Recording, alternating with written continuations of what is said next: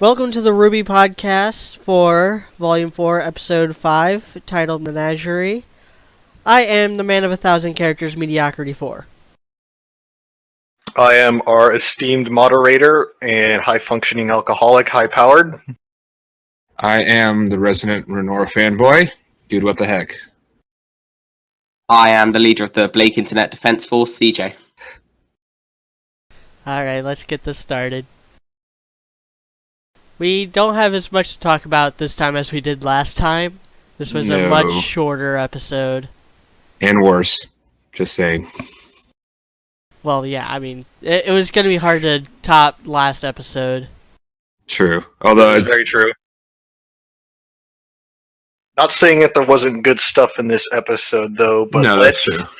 let's get the 10,000-foot view of this episode. So, the scene starts where Blake and Sun get off the boat. We learned that Australia is a shitty island that's mostly desert, and the only habitable part on it is near the coastline. Sounds really familiar. Yeah, to our Australian listeners. Yeah, it's literally Australia. I will say that Sun is on point for this whole episode, which is great. I love Sun. We can get into that more later. And then also that Blake is pissed at the White Fang, which is good. Also, I have to do something for CJ. Blake is no longer a shitty kitty. I am warming back up to her character. That is my apology, and that's all you're going to get out of me. I'm not, so I'm still upset, and I think media is too, so... I'm less upset with Blake, and I'm actually more upset with the way that the writers are handling her. Yeah, well, same. Yes, I'm more frustrated with the writers than I am with Blake. I like Blake's character. It's hard to like her more whenever her writing isn't strong. Yeah. I still feel like you can justify what's been going on with Blake if you look at it a certain way. So... Yeah, well, the reason why Blake was acting as she was in Volumes 1 and 2, being very secretive about her family, makes more sense. Yes, I've already apologized to CJ, but we can talk about that more. But yes, we could bring that up in the theorizing and the character arc parts. So let us start with the overall scenes and the characters. So, I mean, the obvious place to start is the lovely stroll through the marketplace and the neighborhood. Which was nice because, okay, I know everybody will be able to say, oh, they said it was really crowded. It didn't really look all that crowded. In fairness, it did look more crowded than anything else in this show has looked so far, so they at least portrayed that, so relatively it's fairly crowded. And they also don't really have the budget to put like a New York City amount of crowding in there. But it was really nice to see people that looked different and actually looked like individual characters, and it looked really nice. So it's nice to see the continuing animation improvements, at least in just like the general animation stuff. Even if people say the fight scenes aren't as good, it's really nice to see just some nice scenery, and it looks more like a show and a world. And I think that's really nice. The generic faunas don't look as generic as they did in the previous Exactly, yeah. We see the more faunas look a types. lot better. Yes. Yeah, I'm just glad we didn't see a whole bunch of like JPEGs that were just pasted onto the background that were the citizenry of Menagerie. Exactly. And so that was really cool. That was definitely a good thing about this episode. Well, like, there's a dude with scales all over his face. Yeah, there's a couple of those. There's a couple of those, actually. Like yeah, so we got some different looking faunus types and things like that, so that's also pretty cool. I want to say there was even like a bunny faunus with like its backwards jointed legs and stuff too also. I didn't catch that. Yeah, I didn't either, but... It was just like one or two. Yeah, there was like one of them had like a different walking cycle, and then I actually looked at their legs. It's like, oh, that's why. That'd be interesting if that's actually true. That's kind of cool. But unless you mocap people walking, walking never looks good. And even if you mocap people walking, it still doesn't look good. I don't care what anyone says. It's like something, I can't remember who said it, but someone was talking about like how hard it is to make people look good when running in animation, because people don't look good running in live action either. Yeah, no, you look retarded whenever you run. Everybody looks dumb.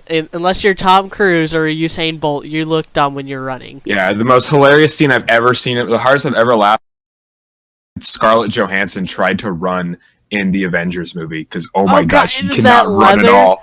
Yeah, she looks like such an idiot. So she's in a literal like one-piece BDSM outfit. So I mean, it's difficult to move in those to begin with. It's even harder to run in them. And so we learn towards the end of it, as they're moving through the thriving marketplace, which it doesn't seem like there are a few instances where like you see the little kid like holding out the pot for money. So economically it seems like they're doing good, but it doesn't mean that there's like, the few dredges of society that just got dealt a really shitty hand. And then it gets to the part where, which I think it was a really good scene, whenever Sun's like, "Oh, which house do you live in? Is it that one? Or wait, is it that one with the cool paint job? I like that one. It's got rims on it and everything. It's amazing." Yeah, it was like, is it that one or that one? Oh, that's a tiny house. That's where you live, isn't it? And Blake's just like, no, I'm sorry, but this is where I live. Just points to the big mansion, and Sun's just like, oh, okay. Yeah, I'm almost as rich as Weiss. Well, not really, but I'm powerful, so. And for all you Black Sun shippers out there, he did have his arm around her, and Blake wasn't mad. Yeah, most of us are Bumblebee shippers on this group in this podcast. Nah, I'm not. Okay, I know CJ is. Okay, so there's no Black Sun shippers then. I believe in Black Sun, but I ship Bumblebee. I believe Black Sun has to happen at some point. That actually seems to be a really common opinion amongst people that like analyze RWBY and such. As I've stated this before, Black Sun is the short game.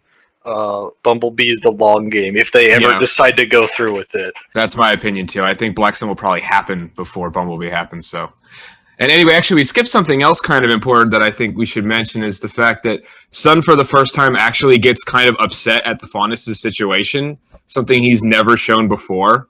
Yes, this is very true. That was actually some important character development for him, because he's kind of been lacking in that. As fun of a character as he is, and as much as I love Michael's voice acting ability, which of course we'll talk about even more later in the show, but it's really cool to see him actually sort of sympathize with Blake's more extreme views, because he realizes that, the Faunus were treated like shit. So that's a pretty cool thing to see from him. Yeah, that does two things. And one of them is a very subtle, it's not show don't tell, because it's definitely tell, but it's a very subtle way of showing that like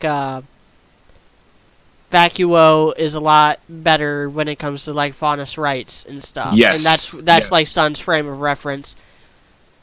And it kind of goes down to like how their lifestyle is, though. Also, if you could survive here in this desolate wasteland, you're a cool guy. Doesn't matter who you are, which that's a sort of attitude that I can get behind. It's a very sort of like frontier pioneers, like sort of like go get it attitude. Which, just to shit on World of Remnant again real quick, that was shown much better by this short scene than the entire World of Remnant episode. Just saying. Well, that goes without saying. And same thing with the whole thing about Faunuses in general. The Faunus episode is basically completely useless after that first scene. Again, pretty much. What's the point of these shitty World of Remnants? Can we just not have them anymore? Well, I'd rather have replace every World of Remnant with like a side episode. I mean, just a short episode, or nothing. RWBY Chibi, just give us RWBY Chibi for every World of Remnant. Or behind the scenes interview, or just nothing. I'd rather have nothing, to be honest. Yeah. Okay, that's enough shitting on RWBY Chibi would be nice, because RWBY Chibi is 90% of it's really, really good. But I actually like it, and it'd be funny to get updated chibis that are like related to the episode. Yeah, or like just the new outfits. But yeah, exactly. In the newest World of Remnant's defense, we also got the genetics thing, which makes no sense. Yeah, it doesn't make any sense. It doesn't make sense, but that is actually a consistent part of their lore and like their interviews and stuff when they've talked about it. Yeah. Okay, so next they actually show up to the, I guess, mansion you'd call it, because I mean, it's definitely far the biggest house there. And it's weird that I thought it was weird that something I had a problem with was like she was upset, or she was worried to see her parents, and then they're just so happy to see her. Like, kind of doesn't really make sense to me. Well, all right, I'm just gonna say some stuff here. it makes sense if you think about it, that the only reason Blake is worried is that she doesn't know how they're going to react. So, like, that goes without saying. You haven't seen your parents for a long time. You finally go to meet them again. You're not sure how they'll take it. It's not really... The fact that they're happy doesn't make Blake being worried like any less relevant. Yeah, and the thing is, too, also, it's like, you know, even with me and my parents, it's just like, oh, they want to talk to me, and I immediately assume something bad's going to happen. I'm going to get in trouble. Like, nope, they just want to know whenever I can come and join them for dinner on the weekend. What do you mean that is something bad? It's a free meal. Okay, free food's good. But yeah, and one thing, too, that I don't know if that's actually... Is it like their house, or it's just whoever is the chieftain of the that you know what that menagerie? Just is it their White House? That's true. But I mean, either way, he's a powerful, important person. We learn that he was the leader of the White Fang at one. So I mean, no matter what, dude's got power, and not just in his giant stature. Not just Nintendo power. Yeah. Yeah. Also, the Belladonna women are known to be quite flexible too. Oh my god. Really? Had to get it in. But undone. No. One thing I want to get in about this whole sequence is the music that plays is a variation of the song that played during the Sea Dragon fight in episode 3. That's cool. We still don't have a name for that song or any lyrics, but I'm calling it "Come Where They Need You." It helps with the mood of the scene too, also, because you definitely could see written on Blake's face that there's a lot of apprehension. Oh, and especially her ears of going back and meeting. Oh, it's so nice to actually see them animate stuff like that. Like, there's every reason for her to have gotten rid of the bow, so I am happy about that. Yeah, that would be the worst. They didn't ears. See, like the bow thing is something I would have been fine with having it off screen. I agree, it should have been. I don't know why. But it makes sense why it's on screen too, so that people can see, because it is quite a big thing. So it makes sense. 6 to 8 months later. Yeah, like, so it doesn't actually make sense. It doesn't make okay.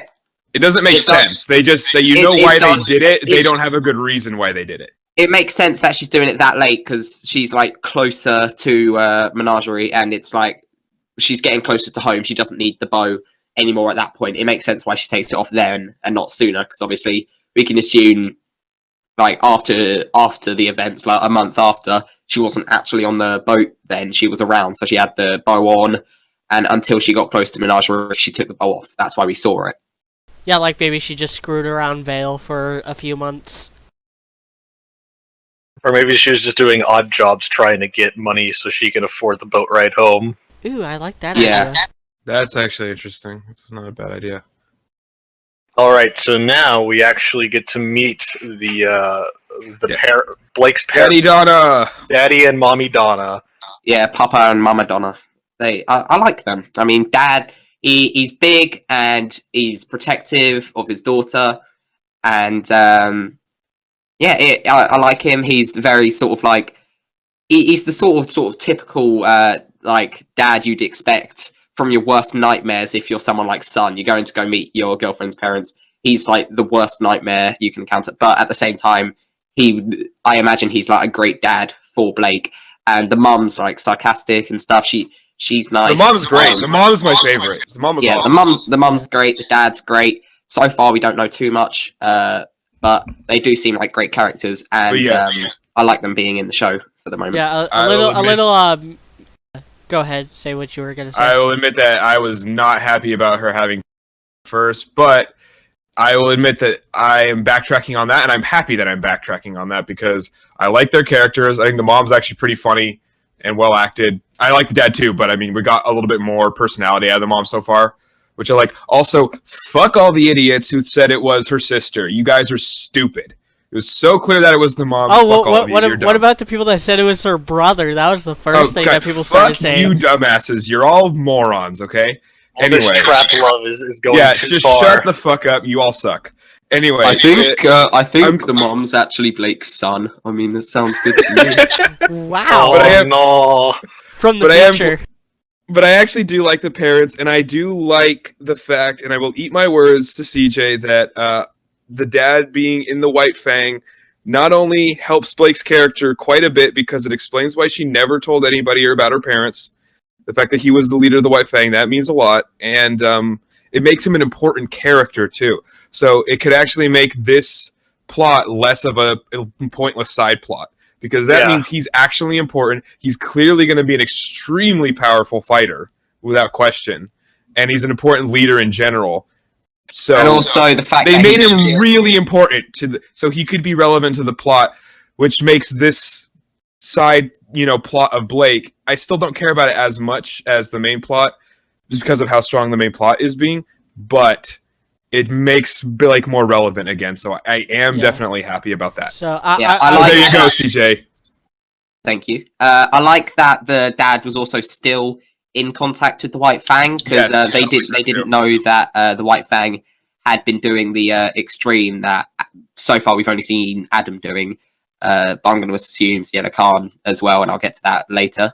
And I like the fact that he was still in contact with them, because it makes it more like he's not just completely left the White Fang alone. He still sort of believes in the ideas of the White Fang, and that helps with his character a bit, that he's not just completely disregarded something he spent his life doing. Well, yeah, Menagerie's basically the home base of the White Fang, so whether he likes it or not, he has to deal with them in some capacity, which I feel that his relationship with the White Fang will be something that we'll bring up in the theorizing part too. And another thing to help CJ's case, I have to apologize for again, and I'm happy about too, is the fact that it also, him being the leader of the White Fang, also explains why Blake was in the White Fang this whole time. And it kind of completely takes away every anger issue I had with her having parents. Because, of course, it makes sense that she was off with Adam in Vale doing White Fang things, because her dad would have been fine with that. Okay, you can go over here and do White Fang things, because I was in the White Fang and I trust the White Fang. So it's not that she was ever really... the only thing that's confusing at this point is still kind of a problem, is the fact that she was not really in contact with them at all when she left the White Fang and went to Beacon. That's really the only issue now, which is still an issue, but it's it's still a lot less issues than we've had before with Blake. There's also the massive issue of what was Blake doing during the whole time skip. Yes. Well, yes, that's going to be an issue for everybody except Yang, I think. Yeah. But exactly. A couple things I want to say. Weiss. No, I think it's actually a bigger problem for Weiss. Okay. Well, it's not a problem for Ranger, because we know they've been going to the Mistral. So Ranger would be the one it's not as much of a problem for. But a couple things I needed to say about the parents. Gira, which is Blake's dad, it means protective jealousy, and it's also play on Bagheera, the Black Panther from Jungle Book. Yep. Callie which is Blake's mom, is Arabic for eternal, and it's also play, I believe, on calico, which is a type of cat. Nice. They've always been pretty... a lot of the names have been pretty clever, so... Well, you can also do it as... Kali could be some sort of reference to Kali, the actual Hindu god, of certain thing, and maybe Blake's mum will end up being something similar to the Hindu god, maybe some kind of semblance, which is relevant to that. But so far, we can't really get much on it. But I don't know. That would be quite interesting if there was a character based on god like Kali, because obviously we've got Nora, who's Thor, but that's something. It's safe to assume that both the dad and the mom, the dad especially at least, is probably a very formidable fighter. He could probably hold his own against basically maybe anyone but Hazel and Salem on the Temple of Doom team. But I look forward to seeing them fight in a later episode. But let's move on to tea time. Correction, it's Legion of Doom. Temple of Doom is an Indiana Jones movie. I was going to Temple of Doom is just the crappy Indiana Jones movie. I like it. All the Indiana Jones movies are better than the Alien Crystal Skull one. We don't talk about that one. That's true, but Raiders of the Friggin' Lost Steven Ark. Spielberg doesn't talk about that one. Yeah. Okay, anyway, yeah, I was going through a phase. It's tea time, gentlemen. Yeah, it is tea time. the whole tea time sit down, all the conversation and facial animations were just spot on. So let's focus on the small part first. Let's focus on Blake and Bella Mama's interaction between the two. Yeah, Bella Mama's pretty awesome, I think, actually. She's cool. Best mom of the year. Yeah, seriously, best mom of the year.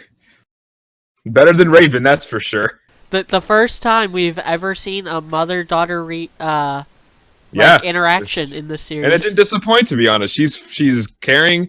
You got a lot out of her in a short time. She's funny, you know. She's a very good contrast to her husband. And Blake, actually, because she's kind of bold and she speaks her mind when she's like.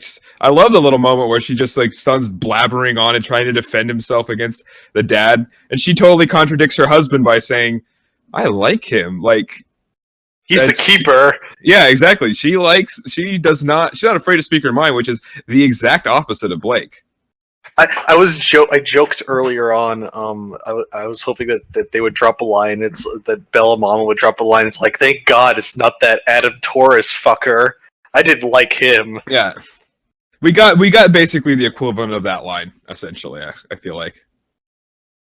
But yeah, and it was good too. You just saw whenever Blake would overhear what Sun was saying, she was just tensing up. There's so many quality screen grabs of her face from this episode. It's great. There's again more improvement on the animation. It does remind me a bit of the awesome scene last time we got with Port and Oobleck and Yang and Tai Yang and all that. Just got some good quality conversation animation, stuff like that. It was nowhere near that funny though. It wasn't anywhere near that funny, although it was pretty funny because, let's be honest, Michael's comedic timing is still awesome, and he's great. Like, Michael, just keep being Michael, and I love it. That was very funny. The final line where he's like, she's definitely above average. That was super funny. It's the stop talking moment that you have whenever you first meet your girlfriend's parents. Yeah. But then you have to decide, I'm digging this hole, so I might as well double down and try to find oil or something. Yeah. I think during that part of the episode, Sun was given a shovel and he decided to dig. That's basically all that happened with him. He did a little dig down. He did a diggy do. It's just like, oh, okay, all right, let's go. Cool. All right, so we had the nice little conversation with them. Well, conversation. By that, I mean Sun and Papa Donna talking while Mum and Blake are just watching, like, okay. But after that, you got Papa Donna, and he's like, oh no, there's the meeting today. And he goes to the door, and there are two differently dressed Fire Nations. Okay, the Fire Nation attacked. I know, and I remember their names now. It's Finnick and Corsac, but for all intents and purposes, and probably in my review, I'll still call them Tweedledee and Tweedledum. Ears and tail. Yeah. I got one of the things I liked about them, I got a very, very strong creepy bossing say vibe off of those guys, which I mentioned yesterday. Which is, I think it's on purpose because it's so overt. They're so similar. It's a great reference to Avatar: The Last Airbender, and by far what was the best season of Avatar: The Last Airbender, which was season 2. Yeah. Oh yeah, definitely with Toph and stuff. Yeah. Oh yeah, all that stuff. And great that. A couple things I wanted to address. I like that Gira is not at all like Tai, it seems. Like, I don't see Gira trash-talking his freaking daughter the way Tai does. Yeah, no, I mean, I like Gira more than Tai already, to be honest, because he's more of an actual badass, and he's not wearing dad shorts. That's a really big point. Yeah. Those accursed cargo shorts. Adult men do not wear shorts. That is just a law, I think. So. I may be wearing shorts right now. Well, I mean, if you're inside, that doesn't count. You know what I mean. I'm actually wearing jeans. Oh, okay. But anyway, I like Gira in the scene too.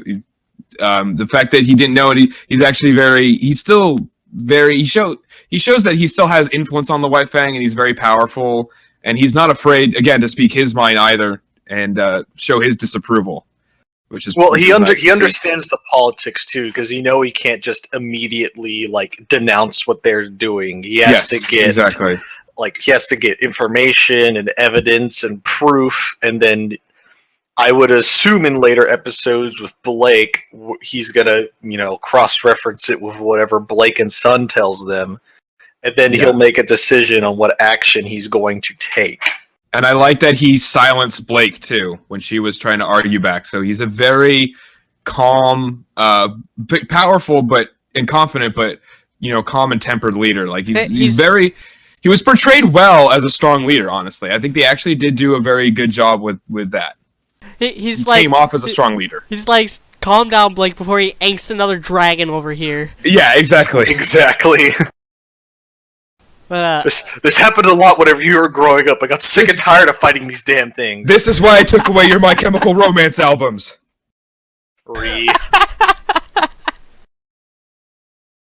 But yes, also another thing too is that the voice actors for the two foxes were spot on. Yes, they did their Ba Sing Se voices really, really well. Because whenever I see people, I always get very paranoid of those extremely proper people. Like they were always in like a stance of like they're either like they weren't like bowing, but they were in that stance of like they were showing that like as much like possible respect to almost too much respect in the process. Like I could understand like them like getting in a more relaxed position, but they were standing at attention the entire time. And also too, the subtle all the subtle animations with the face, and especially the fox ears too. Yeah. Because if you notice, whenever he has one of the fox ears is talking about what was going on or what they know of it, his ears were twitching slightly every time he talked about it. So it's almost like a tell in poker. Yeah. Or it could just be a gimmick thing that they're doing. Yeah, it could just be that too also. But it's those small little things that we're able to do, that Rooster Teeth is able to do now in the new animation system, that just adds more icing on this cake. Yeah, it's those kind of quality animations and things like that make me not care that there was no fight scene. This episode, in the last episode, I did not even notice that there were no fight scenes until I thought about it later and realized that there were no fight scenes. The level of restraint they must be doing to, like, they must be saving up, and hopefully they're doing this, saving up all their freaking fight animation budget for next episode. Yeah, which it's a reasonable assumption that we'll have a Tyrion fight soon, but we'll get into that. Yeah, I feel like Tyrion fight's going to be either episode 6 or 7. As I said before, shit hits the fan around episode 6, as per volume, as what volume 3 has told us. But yeah, so let's roll back to that conversation. We also get a lot of input from Blake and Son with how they were recounting their stories of how the White Fang was, captured Grimm and dumped them into the skull. Which I kind of want to know how they did that, but whatever. It still needs to see Ursa's. We still didn't get to see Blake's stab scar, which would have actually been a good thing to show. Just be like, okay, I got stabbed by some White Fang people, and she wouldn't have to necessarily say it was Adam, but just say I got stabbed by some members of the White Fang, just to show her dad, look, they've been doing this. That would have been a good moment for her to have shown it, but they didn't do that. So CJ, I think we'll get that moment. But I was hoping for that moment too in this episode. Yeah, I'm starting to think that it didn't leave a scar because, like, she's showing her stomach in her new outfit.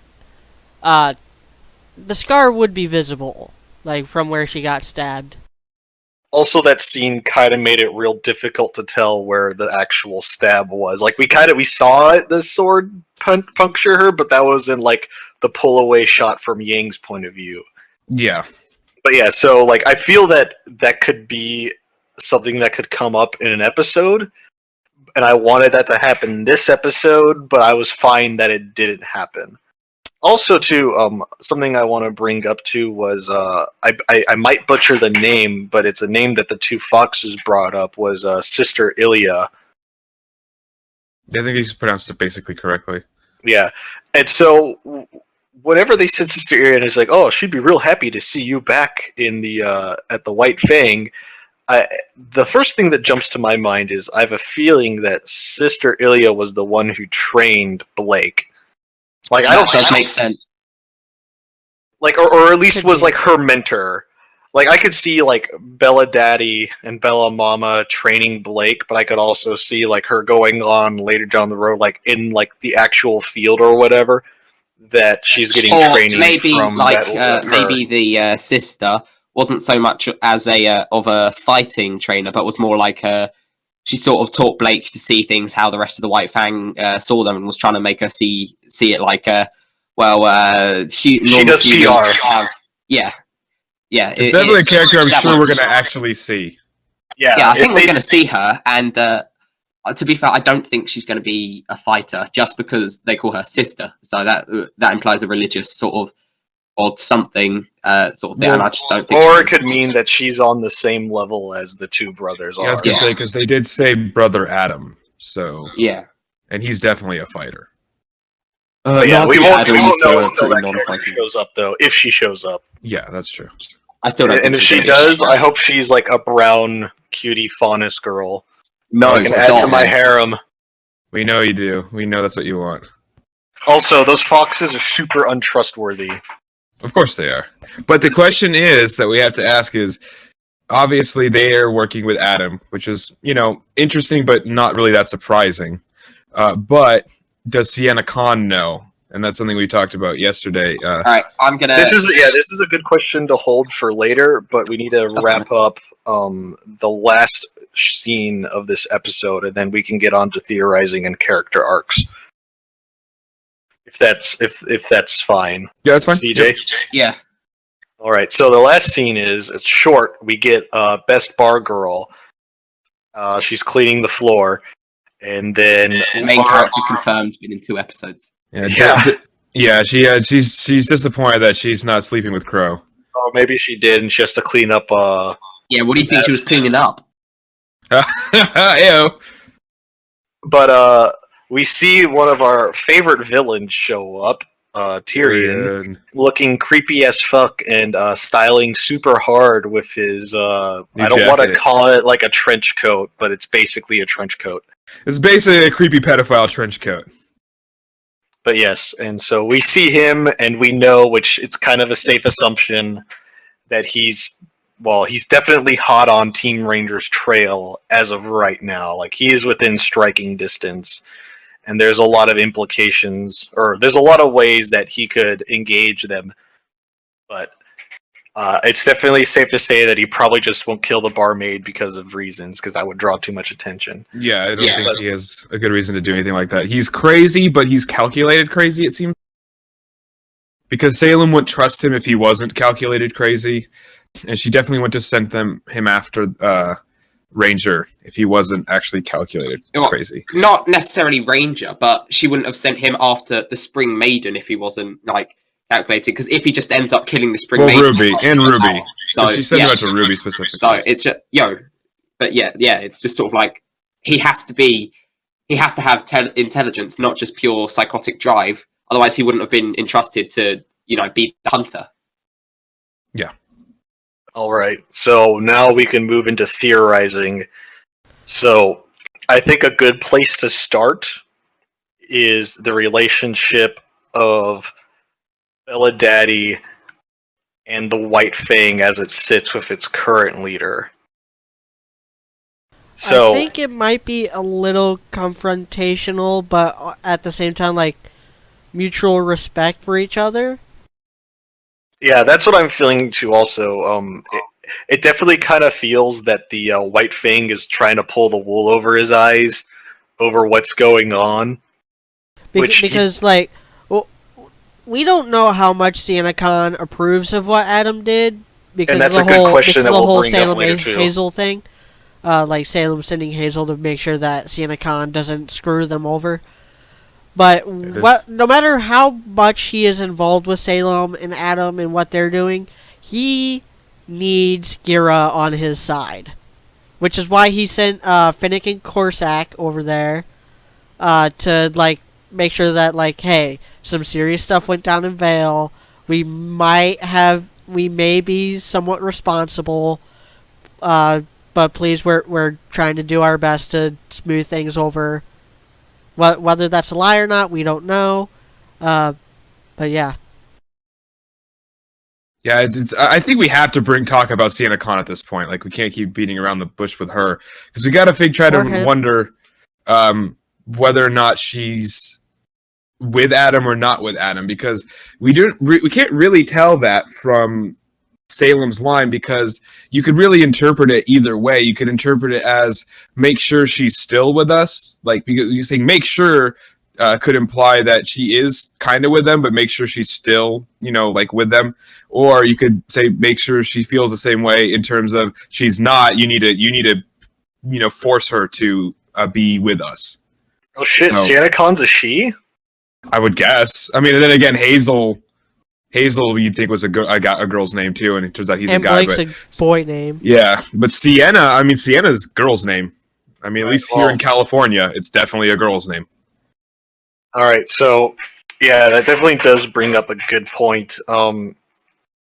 It's also nice to see an actual female leader in this show, because they have a lot of important female characters. Salem, but she's pretty female leader. That's true, but so most of the leaders. Oh yeah, that's true. Okay, well, I'm an idiot. And I'm guessing at least one of the headmasters is also going to end up being a woman. Yeah, we haven't seen that yet, though. I mean, I just assuming girl we're because done Sienna. Torpedoing your ship right now. It's sinking. Okay. We can sail off done. now. It's done. Yeah, you guys did your work. But anyways, you still have to wonder. What do you guys think? Do you think there's enough evidence to guess which side she or he leans to? All right, so I'm gonna say my part now. I think Sienna Khan is like on the side, or at least has similar like philosophies to Adam. The main reason I think this is because Salem said to Hazel that Adam Taurus has arranged the meeting with Sienna Khan. If it's common knowledge in the White Fang that Adam Taurus is a renegade group, why would he be able to set up that meeting? Why is he even listened to by Sienna Khan? So I've got to think that Sienna Khan is on the same like wavelength as Adam, so it's possible he, whatever, will end up being helpful to Salem. And it's safe to assume that he got that meeting arranged after the Vale attack also, that is a very good point you made there, CJ. Yeah, that's a really good point, CJ. That definitely makes me think that you're right, and she is aware. I already kind of leaned toward that, but now I actually definitely think that. To the point where if she's not with them, that actually is a plot hole because of what you said. Or like she could be still like considering. Or it's not common knowledge that White Fang and Fennec and Corsac only said it was common knowledge because they're with Adam, so they were trying to make it seem like everyone knows about it, but Adam he's not part of the group. So it's possible it's not common knowledge, but if it is, then yeah. I could certainly see like a little bit of a power struggle going on between Adam and Sienna. But I think that Sienna is at least interested in joining Salem's group. Yeah. But it's still, not sold. But still isn't sold. Yeah, whenever someone of that like level of power, because it's safe to assume that the high-level leaders of the White Fang probably know of Salem.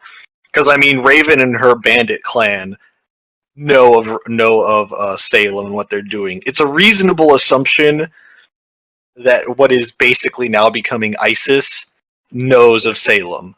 It's a safe assumption. Yes, I would agree with that. So, in my mind, I feel it's the whole meeting with Hazel and Sienna Khan is going to be where Hazel basically will make the decision and it was like, okay, they're going to work with us or they're not going to work with us. And if they don't want to work with us, I'm going to assume what's going to happen is that Sienna Khan might meet his or her untimely end, and then they will promote Adam to the new leader of the White Fang. Yeah. And so this is why, like, how Blake's dad used to be the ex-leader of the White Fang, because I mean, going off of like the opening with them on the boat, it's safe to assume that they're going to be heading back to the mainland. So if Blake's dad wanted to, he could basically expose like the power structure of the White Fang, and it could probably be relatively easily dismantled if, you know, whoever he told it to believed him, and he could definitely prevent, or well, he could be a major play in preventing like the next big White Fang action, because he probably knows how they operate, and it's probably safe to assume that, you know, that he was probably good friends with Sienna Khan, and then just Sienna Khan took control. I mean, it does make you wonder why he stepped down from leader. Or it might be right. Some theories I have. One, Papa Donna might not know who Sienna Khan is at all. It might have been a sort of democratic vote thing. Because remember, at that time, the White Fang were a more peaceful organization, so it might have been a democratic vote to put Sienna Khan up at the top. And two, it might have been that Sienna Khan threatened Papa Donna to get him to step down because Sienna Khan didn't think Papa Donna was doing a good job, and Papa Donna wanted to, like, you know, keep his life and family and stuff. But then that doesn't explain why he doesn't know that the White Fang's being shady at the moment. So those are my two theories. But yeah, Papa Donna seems like the person that if his family was threatened, he would tear the earth apart to stop that threat. Yeah, he definitely does, and it's interesting. And I think, it does definitely seem like they are going to go back to probably Vale, and I like that because now I think they're going to head to Mistral first. But maybe Mistral, yeah, but yeah, they're going to go. Vale seems reasonable because that's where Adam, quote unquote, currently is. Yeah, somewhere. Exactly. So that was my thinking about that, and I like that because he is actually an important person in the world, which is good, and it seems like he'll actually be able to do something about, you know, what's going on. And I want to see him fight too because he's giant, and I want to see both of his two Yasuhashi swords, and I think that'd be pretty cool. And again, I'm not as like I said, I'm not as unhappy. I'm not as unhappy about her having parents anymore, and I could see their journey actually being important now. I see some direction for Blake now, which makes me feel better about her, because if they're not... always saw direction for Blake.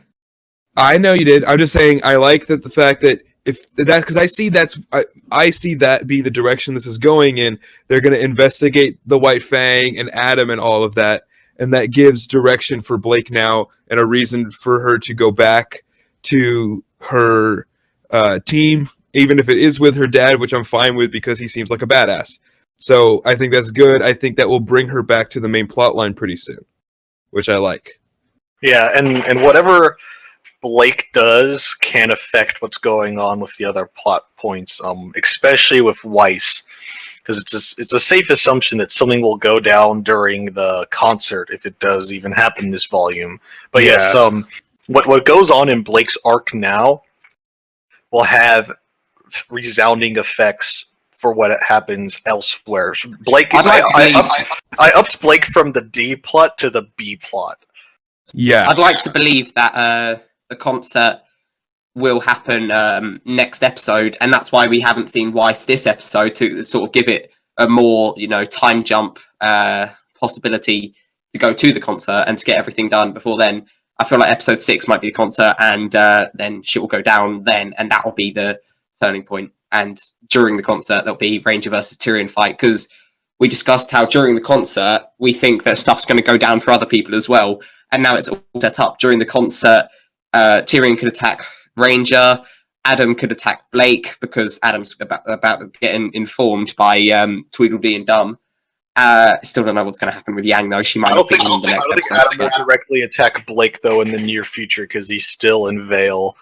Yeah, but it's a possibility. Assassins. But yeah, those are all fair points. Yeah, no, I will backtrack and even what I said. The more we talk about this episode, in fairness, you spend like 50 minutes. The more I actually like this episode. In fairness, it's still probably technically the weakest episode so far, but to a much lesser degree, the more I think about how much this implies importance to the main storyline, which I'm very happy that the writers did that. Yeah, at least it's better than the bully arc. Because before we saw this, we had no idea just the fact that they make Blake's dad so important not only saves her character so much, but it saves her future in a lot of ways because it makes her relevant. It makes everything that's happening here. Well, she did if she did in terms that they needed him to be an important character. If he was just her daddy, then she would have needed saving.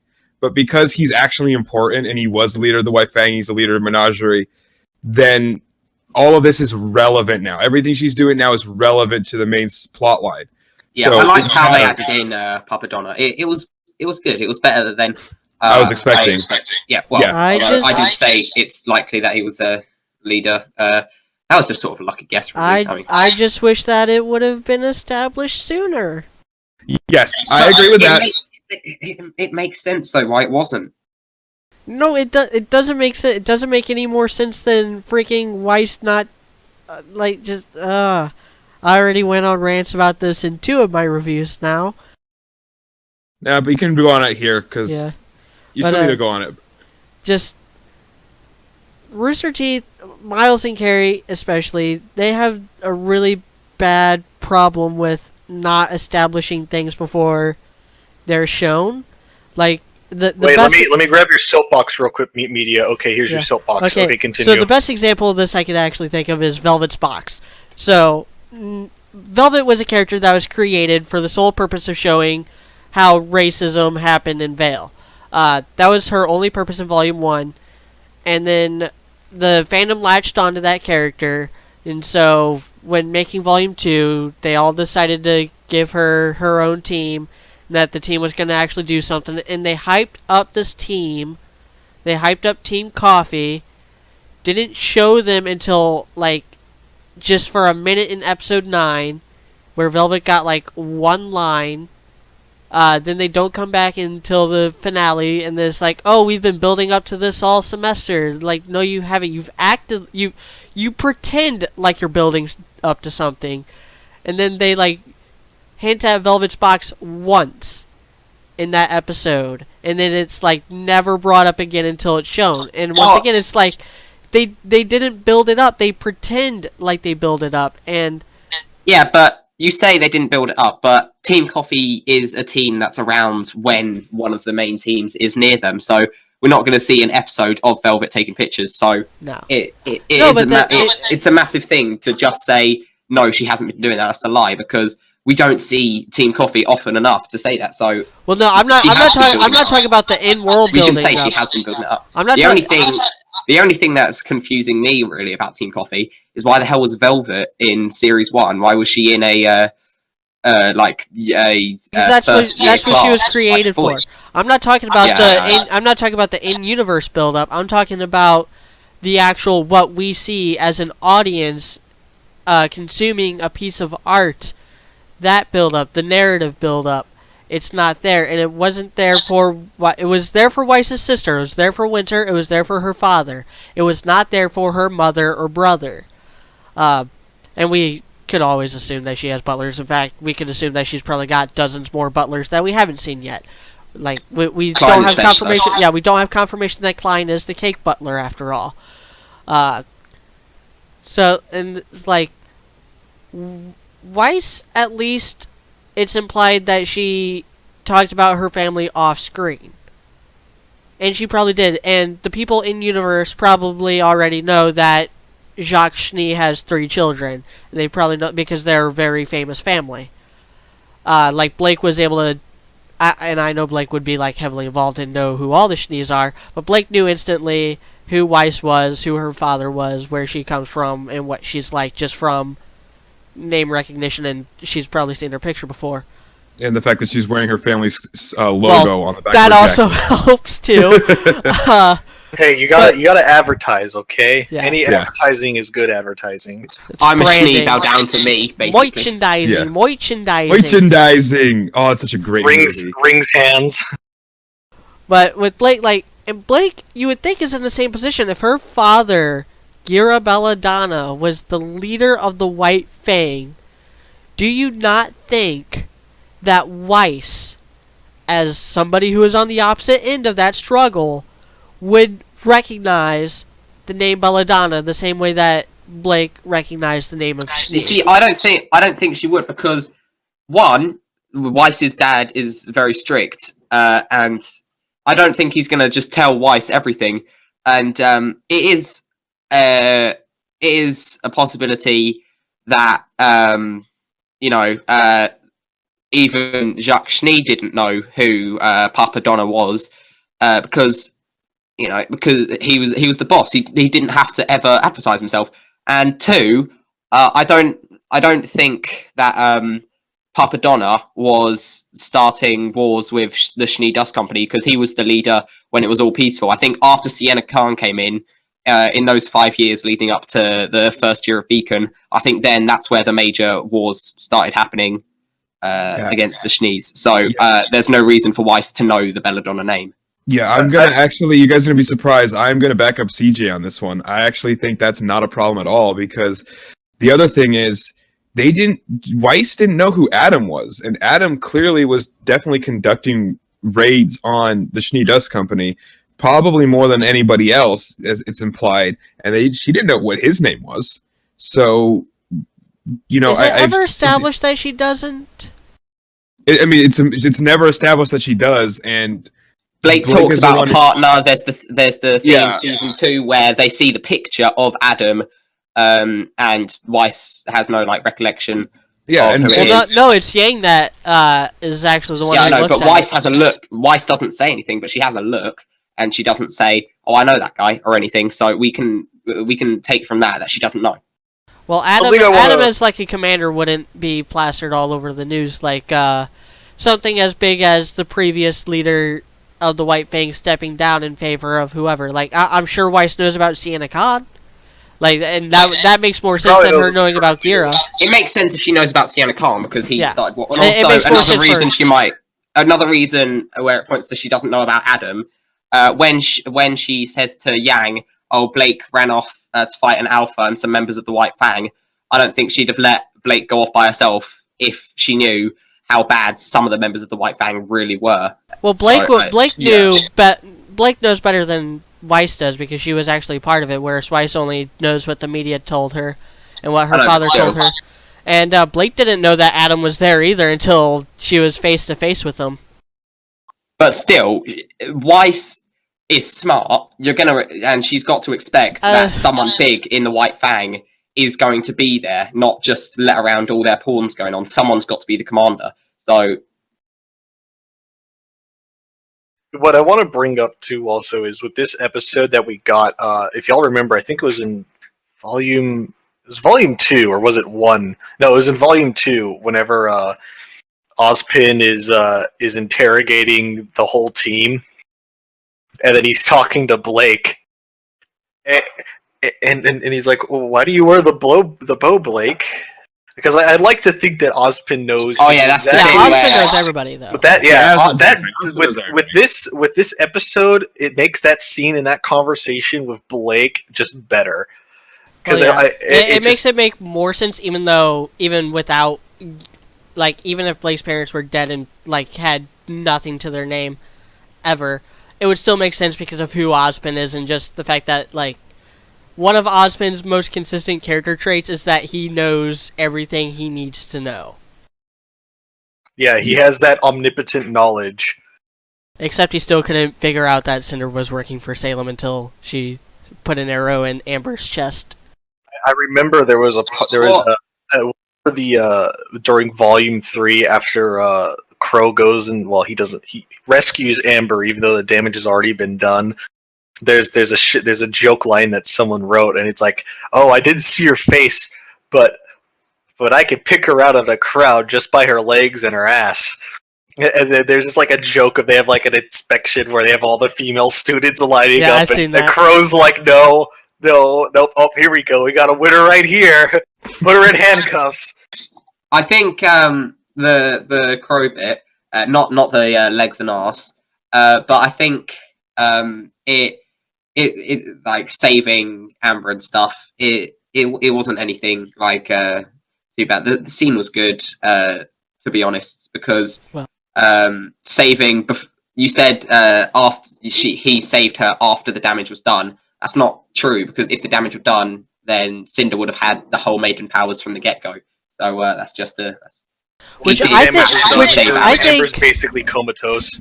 I think would have actually been a little bit better, because then Osmond would have known what he was dealing with, known how much power he was going to have to defend against, and would have made alterations to Beacon security to account for that. Yeah, but if he knew all of that, then Pyrrha wouldn't have died. So we've got to have that Pyrrha too. dead. Pyrrha had to die. Pyrrha had to die. Pyrrha would have found a way. No, never. I mean, I think it is an issue. The whole Cinder thing is an issue. I think it was stupid that they made them try to pretend to be students, because that really I like that. Okay, so here's the thing. There's no way somebody would recognize them. It's so stupid. Here's the if they thing, entered the tournament, how does Crow not recognize them? Here's the thing, though. That Emerald has green. It's still like hair. Yeah, it's still it doesn't make sense the way it is, but the way it was originally written, and this is in the commentary for Volume 3, that scene they were originally supposed to be wearing stealth suits and masks, but they couldn't get the character models done in time, so they decided to be oh hey, we have Emerald, we can just have in a black latex Yeah. suit. God damn it! Fuck. He doesn't care about the plot relevance anymore. He just really wanted to see Emerald in a black suit. Well, we still got that freaking awesome Cinder from Volume 2. Yeah, but Cinder's That's not delicious. brown, With so it's literally not the like worst animation they've ever done on the roof. That running scene was so good. Well, they spent all their budget for that episode on that freaking walk cycle when she struts into the CCT. The problem is, though, the fact that they're not wearing the disguises, plot hole, and that was really something that they could not afford to be honest. They should have honestly delayed the episode over. Well, there's that, and then when they're coming down to the wire, they're like, "Hey, you know what? We don't have to have masks, because we could just have Emerald hide their faces with her powers." And so they just kind of scrapped it. Cinder could also and that kind of works. Why that does work? Why Crow didn't recognize Cinder? At least he wouldn't have recognized Mercury, because the only thing he could really see from Mercury was top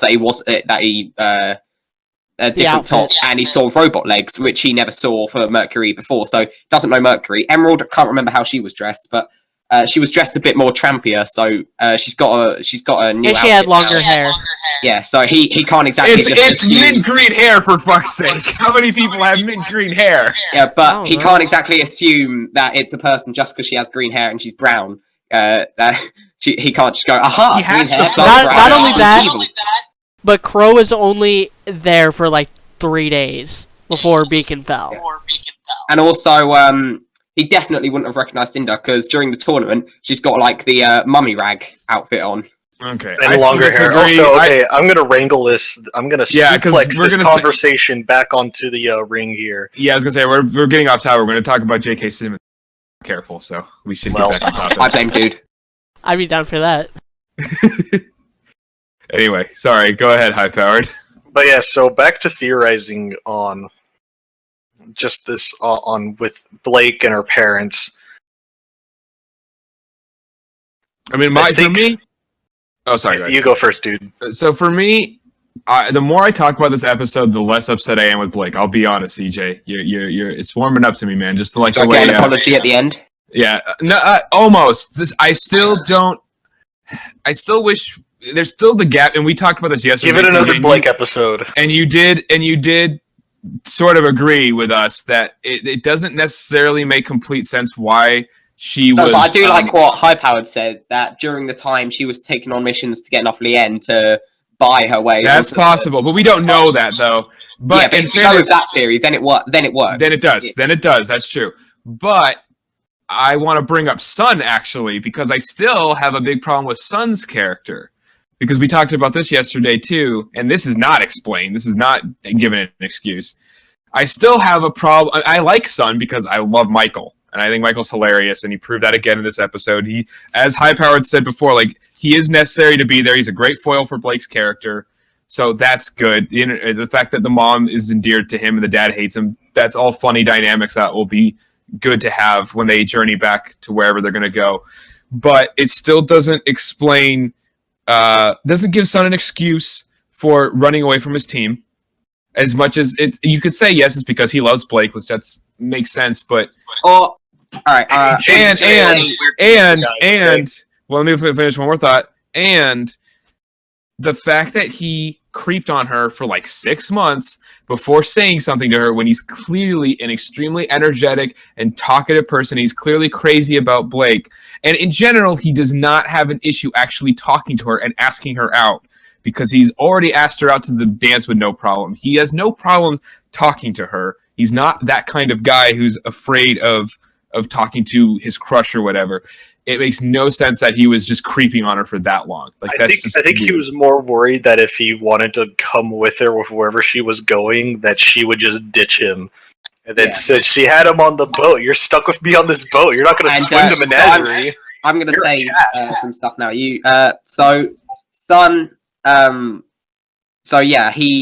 It could have been a lot more like the reason he had to stalk her was because otherwise she'd like say no and she'd be able to ditch him during like they're both like sleeping in camps or something, not together because screw Black Sun.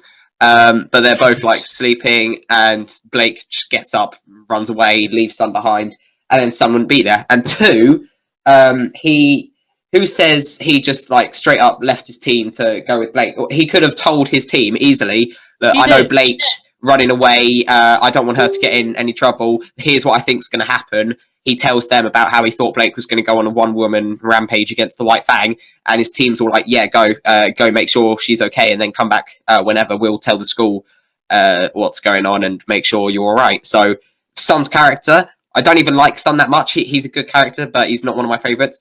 But it can make sense. But there's really not too much. Okay, I'll let you go first. Here's something that I'm just trying to make sense of this, and I kind of touched on it in my review of episode 3, and I think that when we first see Blake on that boat, she's only been on that boat for like a day, and so like she was around Vale or maybe even Mistral somewhere for whatever reason. Sun had been tailing her like constantly, but like never got a chance to approach her or whatever because she's always on the move. And then it's like that day on the boat is like the first time that they've had a chance to be like, okay, there's nowhere to run or whatever. And it would make so much more things make sense. It would make Sun quote unquote stalking her make sense. It would be like, hey, apparently Sun told his team that to go on ahead to Haven and he was going to catch a boat, which means that he was with them until she got on the boat and he got on the boat with her. It would also make the bow thing make sense because it's like, okay, now I'm on this boat, we're far away from Vale now, let's take this off for the rest of the journey. That's true. Again, it's the same thing though with High Powered's theory about what Blake's been doing. What we're saying would make sense, but that's the writers have not explained that yet. That's why I'm remaining skeptical, because they haven't explained any of that yet. I don't think we'll get an explanation of Blake's exploits in the past 6 months, though. I feel like we kind of should. Should, but this whole 6 to 8 month time skip thing hasn't mattered. It's kind of a lost. It's kind of a lost cause that we're just gonna have to stop worrying about, basically. Yeah, it's just like they could literally just like use a throwaway line to like hand wave. All right, fair enough. It's a small flaw that's really not that big, I guess. Okay, so I don't really think there's a whole lot much more to talk about. Not for this episode. For this episode, we can theorize for the Ranger episode that's coming up next, though. Yeah, so we can definitely theorize there. So let's save the Ranger theorizing till the end. Let's summarize our Blake thoughts then. Now, yeah, let's do our character. What is our updated overarching character arc for Blake? Blake is all right. Okay, I'm going to say this. Yeah, CJ, you go first. Okay, you go first. I'm going to have to say some things that I don't necessarily like here. Blake, her character so far, it's going in a smooth direction, and so far there's nothing too major wrong with it, because everything after the last episode, everything so far since the end of Volume 3 can be explained in a way. But for the future of her character, things need to happen with her. She can't just stay with her family unless something happens. She can't just have like another episode just chilling with her family, getting to meet her family. They can do all that off screen. If nothing happens for the next time we see Blake, that is a bad thing, because Blake needs something to happen to push her forward and eventually get her back with the rest of Team RWBY. It's possible that they could completely screw up Blake's character in the next few episodes, but it's unlikely to happen, because all we know so far is that Adam's going to be coming for Blake sometime, I assume in the next time we see Blake or the time after, because like I said about the concert happening maybe next episode because of a little time skip, it could just be the same thing with Adam. He might just get there in like 3 days or something, and therefore be there for the next episode. But there's a high chance that Blake's story might just go down. I swear to God, CJ, if the next episode starts with the concert, I'm going to PayPal you $5. No joke. I think we really need a Weiss episode before the concert. Yes, like I think we should get a Weiss episode before the concert. I agree with that. We need more setup. Have Winter in it, because I think I said this in the last podcast, but we don't Winter comes to visit Weiss before the concert. Boom, there's half an episode right there, just with those two characters, that interaction. And I've liked those two characters' interactions so far, so that would be great. Well, to be honest. the two interactions that they've had. Yeah, and they've been good though. I like them. Yeah, and also I just want to see Winter's new character model. Ooh, That's true. Yeah. But yeah, and so actually we'll just go down the list now. Dude, what do you think? I gotta say, CJ, I am sorry. I doubted Blake, and it's not. I still have some issues for sure, and I echo your worries about her for the future episodes. But overall, I think, especially the more we talked about this in the podcast today, my opinion is very different from what it was an hour ago on her. Thanks to the discussion, that's one of the reasons why I enjoy these podcasts so much. Is you learn a lot from other people's perspectives and things, and definitely think the biggest thing that's really not necessarily redeemed, but prevented her character from being less interesting and less important and poorly written is the fact that her dad was the leader of the White Fang and is the leader of Menagerie. That means that I'm still not 100% convinced of her reasons for going here and her motivations, but they could explain that in the future. And regardless, it does explain why she never mentioned her dad to her team, so that really helps. It explains why she has a family and why that's not as much of an issue as I thought it was in the past. And it also means that her going off to Menagerie isn't pointless. It actually matters, because this guy is important and he can get shit done, meaning her daddy Donna. So those are all the major issues I had with Blake going into this episode, and I was worried that they wouldn't explain. And credit to the writers, I'm very happy that they did actually really easily address all of those things. And it shows the fact that they made him the leader of the White Fang. That's something they've planned for a while. So they've always had those things explained in their mind, which is good. It means they planned all of that out. So that makes me very happy. And it means that this all can tie into the main plot line, which was why we were so down on Blake after the last episode, because the last episode was so great that we're like, oh, geez, who cares about Blake anymore? Well, now, with the fact that their dad's the leader of the White Fang, we got the creepy Ba Sing Se characters, there's definitely issues with that to be addressed. That can all be very relevant to the main plot line. It wasn't just her catching up with her family or whatever, and it's because he's an important character. So I'm pretty happy with that. I hope they do start heading back soon, though. I don't see a reason for them to stick around Menagerie too long, personally, especially if it was clued in that they are going to be on a boat and they're going to be heading back soon, because I want some action. And I don't just mean fight scenes. I mean, they need to make some shit happen. But I'm definitely much more enjoying Blake again more. And now my bigger problems are with Weiss. So you can relax now, CJ. Now I can just yell at Weiss. Thank you. All right, You're very welcome. I'm gonna go next. I am still not happy with Blake. Now, this episode did help a lot, and it did help explain stuff like, oh, her family did know that she went to Beacon. Like, maybe after she left Adam, she actually did go back home for a little bit, and they actually helped her get into Beacon. We don't know. That's not important.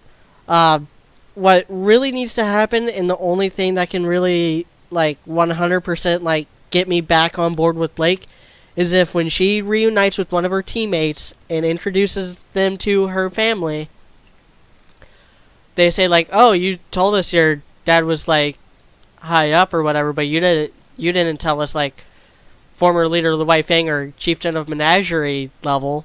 I still don't think Blake mentioned her parents at all. And that's a problem with Blake. That's one of my problems with Blake, is that she didn't, I made this a text gag in my last review. Yang opens up to Blake about her shitty freaking mother and all the crap that she's had to go through, basically being a second mother to RWBY and having to raise RWBY and dealing with her dad. And Blake doesn't say anything about her family. But that's a different scenario. But Yang said that because she wanted Blake to do something. Blake hasn't been in that same situation with Yang. Yeah, I'm actually on CJ's side now, to be honest, because it is in keeping with Blake's overly secretive and quiet character, which is dumb. That's the worst thing. That's always been the worst thing about Blake. Even when she was even when I did like her character a lot more, is that I'm not a very secretive person, and I'm not either. One of the things I love about RWBY as a character is just how absolutely honest she is all the time, and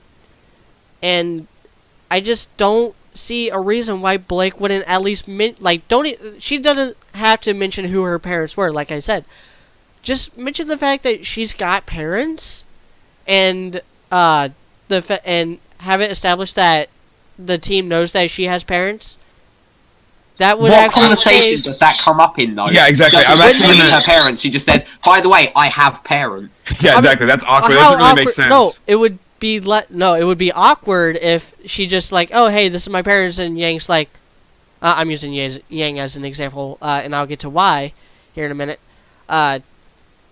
And Yang's why didn't you tell me you had parents? That would destroy Blake's character for me. It would make more sense oh, hey, nice to meet you. Isn't it basically common knowledge that everyone has parents? Not that are alive.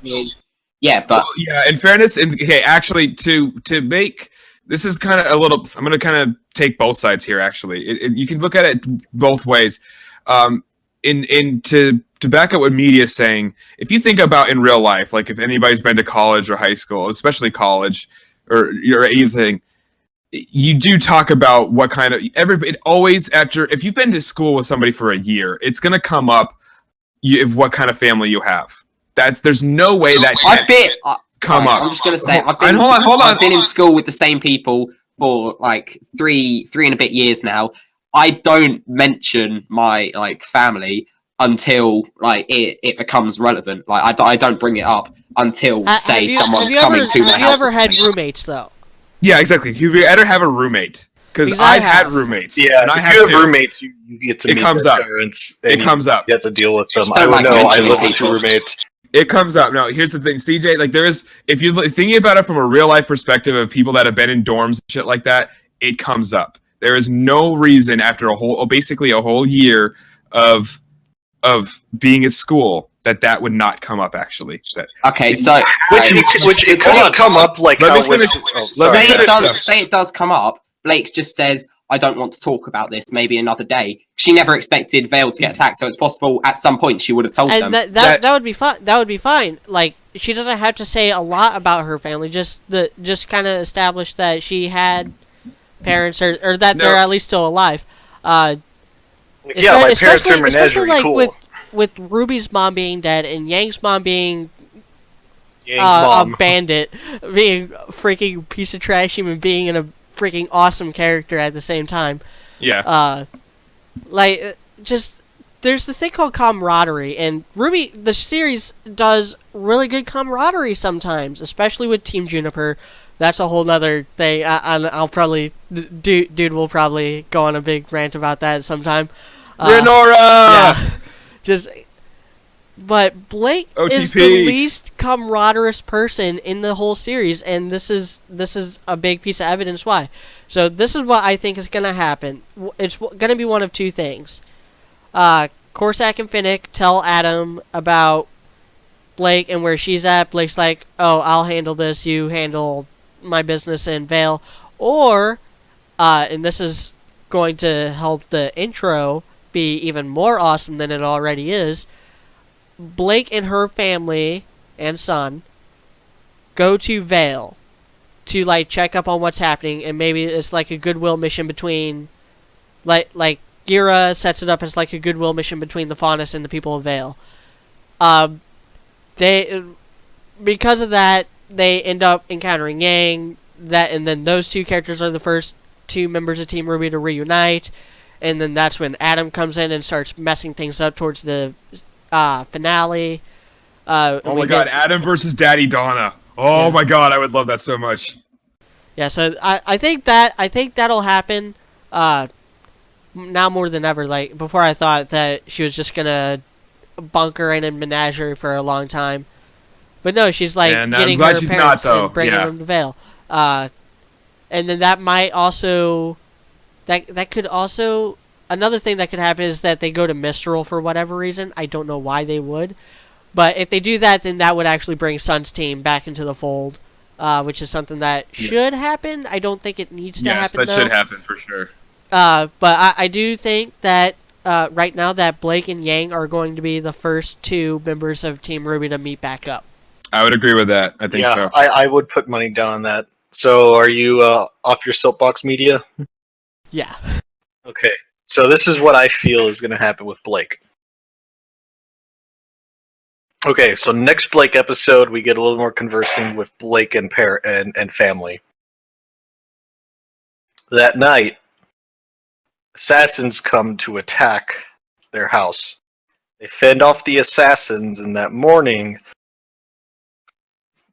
Daddy Donna is like, oh, I'm going to go to Vale and help rebuild Vale as a goodwill mission. Like, I believe it was Dude, or was it CJ? Dude? I did.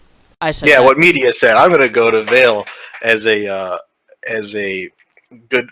gesture of good faith of the Faunus people to help rebuild Vale, because Vale seems to be pretty friendly towards the Faunus.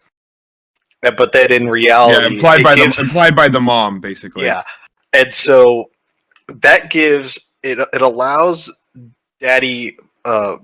what's his name again? I'm sorry. Daddy Donna. Gira. It allows Gira to leave Mistral. Yeah. It allows Gira to leave Menagerie without stirring the shit up, as in, oh, hey, by the way, the White Fang attacked me and my family last night. Because it seems like something he would want to keep under wraps if that scenario does happen. And then they're on the boat, and then they get back to the mainland, which they either go to Mistral or they go to Vale. It feels like they definitely will probably head to Vale first also in that scenario. So yeah, I would think so too. And it does bring in a good idea that if we get the teammates being reunited, that Blake and Yang would run into each other first, and I look forward to whenever that happens. I kind of want Blake to run up to Yang. No, I want Yang to run up to Blake and just punch her and then hug her. That's what I want. Yeah, it'd be interesting to see that reunion now, because as a Bumblebee shipper, I do see the strong Black Sun vibes coming right now, and that's fine with me. I see flaws with Sun's character, but I do like Sun. I like Michael, so it wouldn't piss me off that much. So yeah, for my thing, I basically echoing what you guys are saying. I don't know the details of Assassins or whatever, but essentially, I feel like they basically have to get him back to Vale soon. It makes sense because he's definitely he's a smart guy. It seems like one of the things I liked about the episode is I do feel like he was actually portrayed quite well as a strong leader, and he's definitely going to listen to his daughter and even Sun, even if he doesn't like him. and he's gonna have to at least investigate what's going on. There's no, and it's everything in the trailer is basically actually shown to somewhat happen in some way. So because it's implied that Tyrion will end up fighting Team Ranger, so it does seem like they're going to be heading back soon, which again makes me happy about this. I'm less upset at Blake. So the other thing I want to see is I want there to be a heart-to-heart with Blake and her dad, and his dad's like, you have to start taking responsibility for stuff, and you got to start like actually doing things about stuff.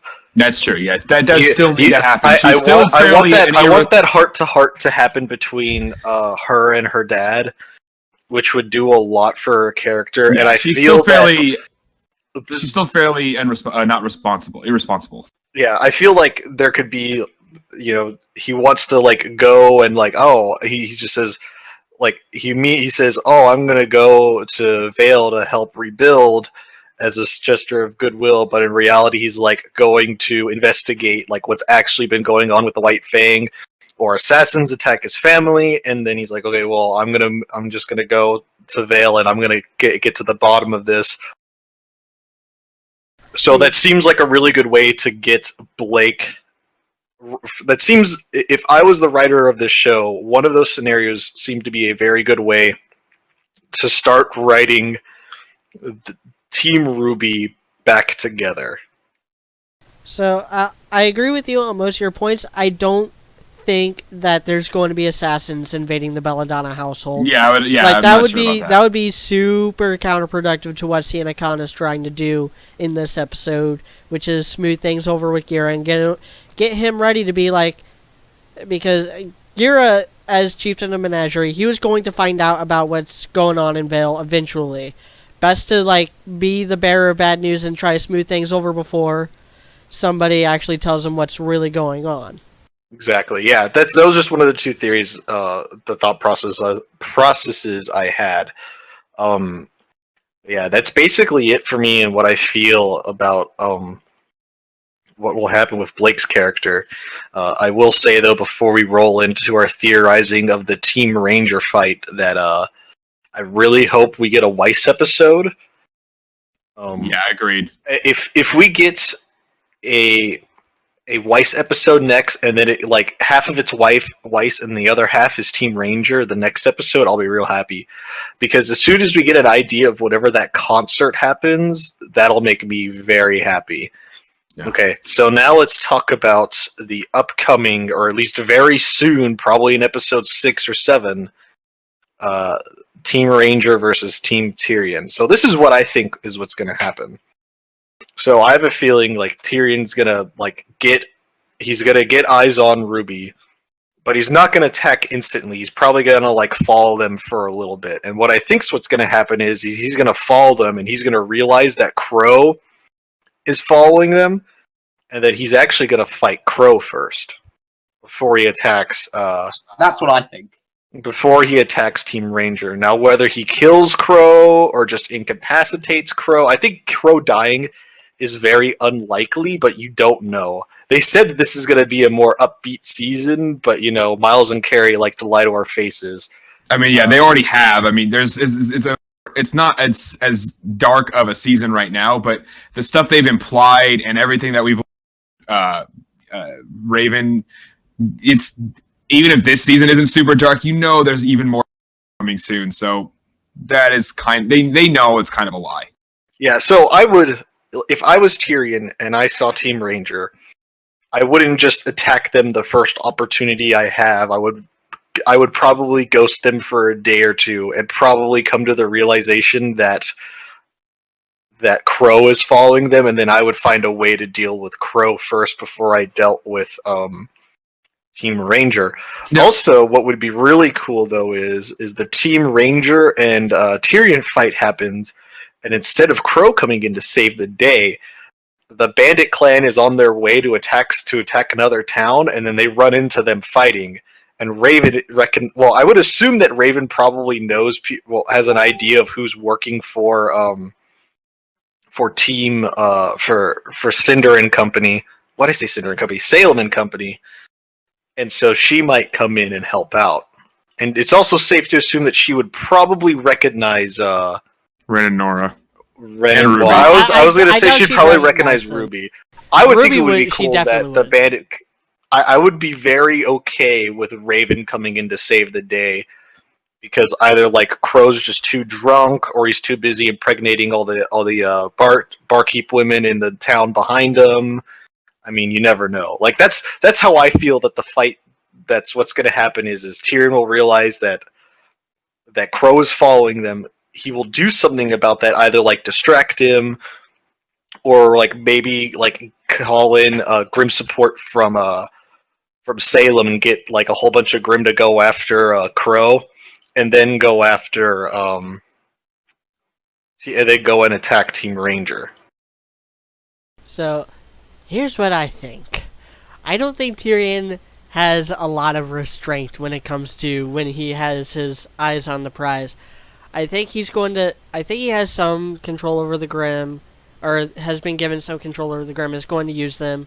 And I'm using the opening as evidence for this, because he's going to just hit Team Ranger hard. Yeah, and also like, to back it up real quick, just to back it up real quick, and then you can finish. Question, Media. Do you think he will attack them while they're still at the town, or in between towns? Depends on if Ranger is still in that town. It might be the next town. It might be on the way, because he's on their trail. We don't know if Ranger is still in Higabana, though. And didn't the Rooster Teeth confirm? Wasn't the thing they said that the next episode Ranger will learn that they're not the only people on the road? So that implies that next episode there's gonna be confrontation with Tyrion. Yeah. So I think Tyrion's gonna come in with Grim and stuff, and just maybe even the Grim are just lured to his freaking crazy, and he's just going to mop the floor with them, is a term I would use. And then, like, Crow is gonna have to step in and protect them, which might ruffle Ruby's jammies a little bit. Like, I wanted to be the hero, I wanted to do this, why are you, like, being an overbearing father right now? Not to feed into that theory, but that Crow's definitely her father figure. Maybe even more so than her actual father. But yeah, I think that I would also like for it to be Raven, but I feel like if it's Raven that has to save them, it would come off as way more of a Deus Ex.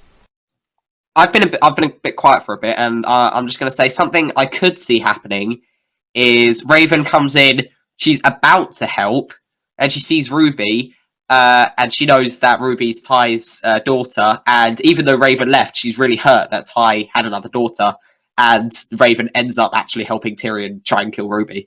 Oh, no. No, I don't see that. It's not something I see happening, but I think it's a possibility. The thing is, Raven already knows about RWBY. She has to. There's no conceivable reason why she doesn't. I know. I was saying she does know about RWBY then, and that's why. I don't see her holding a grudge over something like that, considering. Neither do I, but I'm just thinking it might be a possibility.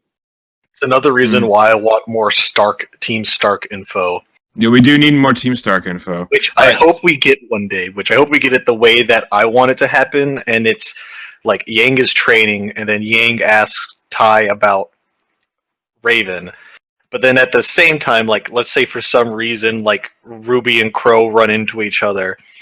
And then, so, Crow is talking about Summer and Team Stark. At the same time, it cuts between both RWBY and Ty talking about like Raven and Team Stark, and then it's just them telling like a similar story from like two different perspectives.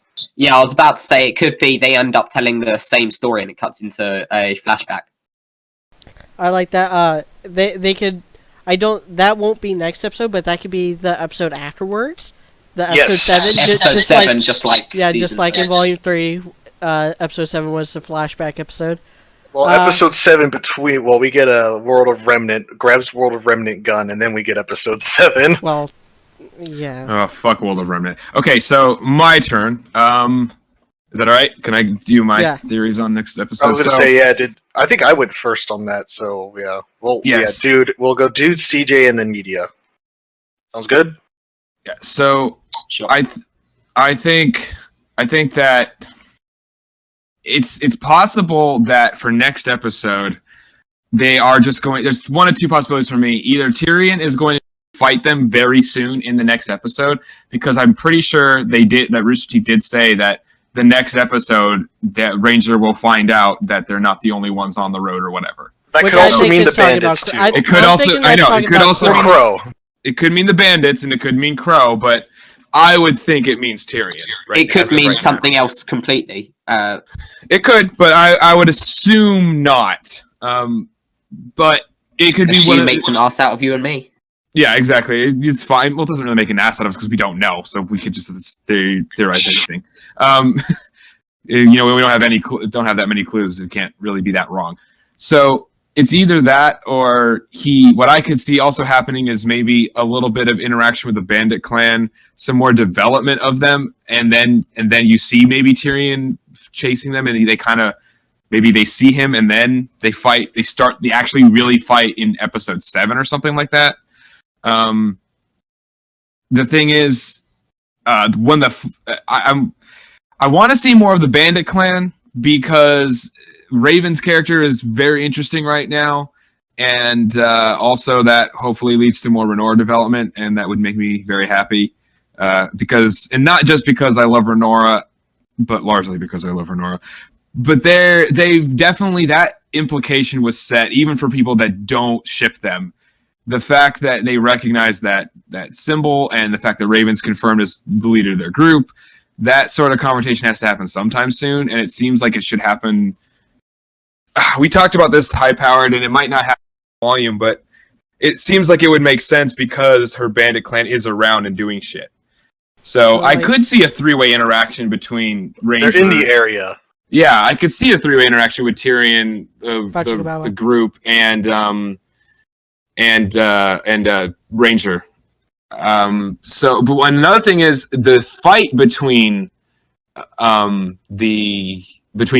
and Ranger would be interesting because, like somebody mentioned, I think it was media, that they're going to get mollywopped. We know they're going to get mollywopped. Wombo comboed. Yeah, they're going to get wombo. I'm sorry, did you just say mollywop? Yeah. You haven't heard that term? Not from anybody below the age of 50. I'm just saying, hey, it works, man. Also, speaking of wombo combo, I'm actually watching a Smash Brothers Melee tournament right now because that's actually where that comes from, and I love Smash Brothers Melee. Anyway, specifically Melee. Melee is the only good one. Anyway, but the other thing is, I think they're going to get owned. They're going to get fucked up, right? They're going to get wrecked. Whatever REKD, whatever, sub 15-year-old shit you want to use to describe it instead of mollywops, right? I could see one or two of them getting pretty badly injured. And if somebody were to get pretty badly injured, I'm going to guess Renora. Hopefully not dead, because that would fucking break my Renora-loving heart. But I do really see somebody getting injured if they fight Tyrion. Someone's going to get wrecked.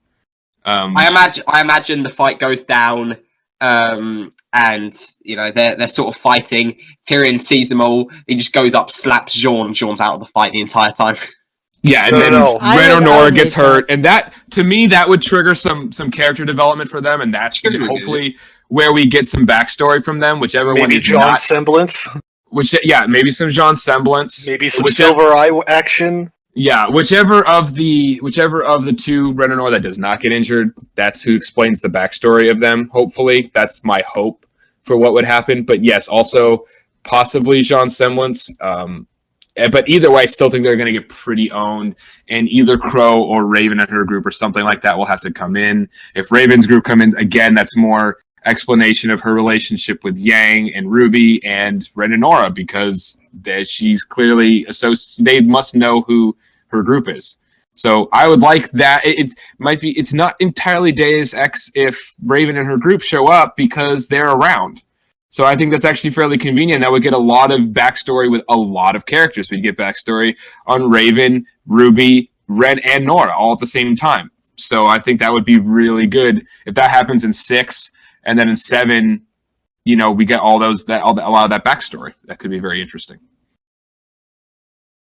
And then yes, we need Weiss. We need a Weiss episode before the fucking concert. I think. Is it my turn now? I just wanna add in something real quick, and then it's your turn, CJ. So if you're not familiar with the dishwasher picture of Tyrion holding up a defeated RWBY to take a selfie with. Oh, I've seen that. Please, is that shitposting? I want to see that. It's. I think it's somewhere in shitposting. Okay. But I want that to happen. It's really shitty of me for me to want that, but I want it anyways. That's all I'm gonna say. Okay, CJ, it's your turn. Alright, so next episode, I'm gonna say I think multiple things could happen. One of them I think might happen is we get the concert. Now that's not the main thing I'm thinking, but it's a good possibility we get the concert, and during the concert Weiss is singing and nothing major's going on at the concert. We get Tyrion fighting Ranger, and we get something happening with Blake, like maybe assassins or something. I can imagine that for next episode, or if not next episode, at least a Tyrion fight next episode, and the concert will be episode 7 or something. For another part of next episode, I'm hoping next episode might be a bit longer because it's episode 6, so I'm hoping it might be like a 20-minute episode or something. Please, yes. And we'll get a Ranger fight, and we'll get Check podcast. We'll get a little bit of Yang finding out what she's doing and what her plot is going to be for this volume, apart from just, hey, I'm training how to fight with one arm and a robot arm. And I think we will get a bit of Weiss. If not the concert, at least setting up for the concert. That's what I think. And those all seem like possibilities for me. I could also see something happening with the bad guys, and like we see a bit more Salem, maybe. Or maybe that's for episode 7. And I could see the possibility of someone new being introduced next episode, because it's episode 6. Either someone new or someone we haven't seen so far in the volume, aka, or for example, Neo. Oh yes, please, Neo. We need Neo. Oh god, what if it is Neo? Neo gets to Team Ranger before Tyrion does. That would be so awesome. I could see her actually being an Atlas too. I can see that. Neo flew all the way from the ship in Vale to Mistral, and she ends up just going back, and she's like, "Oh, what a coincidence!" No, Neo just Mary Poppins the entire way there. Yeah. Neo just shows up where she finally lands from her floating off, and it's like, "Oh, hey, how convenient." All right, so is that all you got for your prediction, CJ? Let's see. I could see a bit of the Bandit Clan, maybe. We might see, not necessarily Raven, but we might see how the Bandit Clan sort of works, and some higher-up members of the Bandit Clan, or the strong person who's in the Bandit Clan that we know Raven has. Everyone thinks it's the Spring Maiden. It could be, or it could be someone else.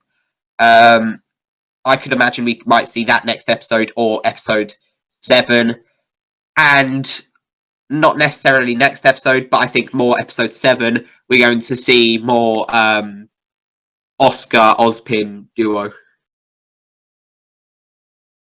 Oh yeah, that's true. We'll see, but it's sort of a here and there kind of thing, and it's like a side thing, I think, for the most part. But yeah, we probably will see that somewhere. All right, so this is my prediction. I'm gonna try taking on the Herculean task of actually going episode by episode. What's gonna happen for the rest of the volume? So next episode we get. Do I need to grab your soapbox again? No, there's not gonna be any rants. Just some breakdown stuff. So next episode we get Weiss a little bit, and we get interaction with her and Winter. Maybe even a conversation about RWBY and how much Weiss has actually changed and how she actually feels about her father and the situation that she's in, because that's something we really need from her. Yes. Then it cuts to Team Ranger, and we get the fight. Tyrion just mops the floor with them. Crow has to save them, and then ends off with the cliffhanger of Crow being like, "Yeah, we got a lot to talk about." Then nice Vic Mignogna voice. Then episode 7, we get backstory with from multiple angles. We get it from like Crow talking to Team RWBY or Team Ranger, and also Ty talking to Yang while they're training. And then maybe that sparks something with Ren and Nora, and they add in as well. Then episode 8, I think we'll be catching up with Blake. That'll be the next time we see Blake, and they'll be on their way to Vale. Then, and maybe like cut it between them in either Vice or Team Ranger again, or maybe even Yang again. Then, what does that bring me? Episode 9. Episode 9, stuff starts to kind of go down. Maybe that'll be like when the White Fang attack, and we get like Bella Daddy versus Adam. Episode 10, stuff is still kind of going down. Like maybe that's when Tyrion comes back and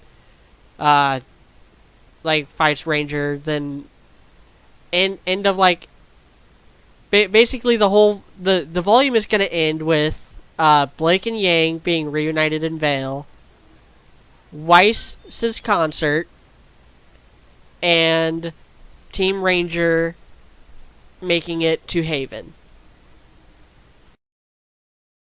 I'm just gonna making it to Mistral. I'm just gonna say something now that I just thought of.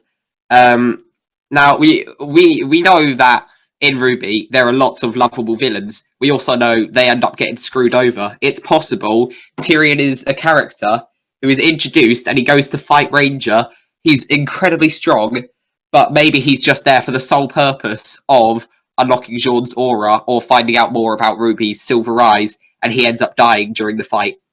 See, I don't think so. I don't think so. Like even Torchwick, they freaking stretched out for 3 volumes. I don't see Tyrion coming anywhere close to dying until future volume. Like I'm talking like volume 6.